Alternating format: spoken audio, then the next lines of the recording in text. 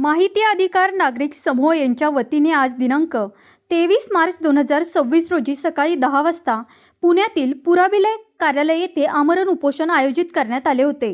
यामध्ये प्रमुख मागण्या पुढीलप्रमाणे: अवैध खर्चाची सखोल चौकशी करावी, संबंधित कर्मचाऱ्यांची जात पडताळणी करावी, 30 कोटी व 50 कोटी खर्चाचा सविस्तर हिशोब सादर करावा, माहिती अधिकार RTI कायद्याची काटेकोर अंमलबजावणी करावी।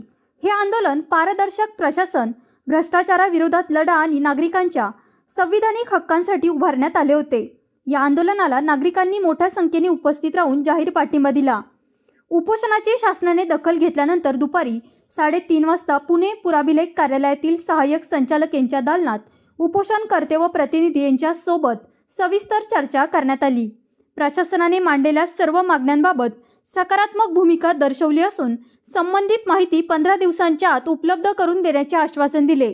तसेच उपोषण मागे घेण्याची विनंतीही करण्यात आली।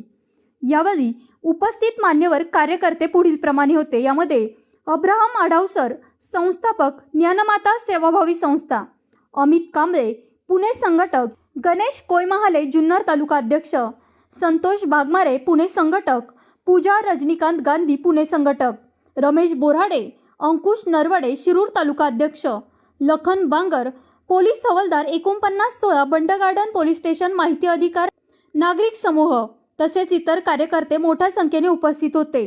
शेवटी प्रशासनाच्या आश्वासनानंतर उपोषण मागे घेण्यात आले।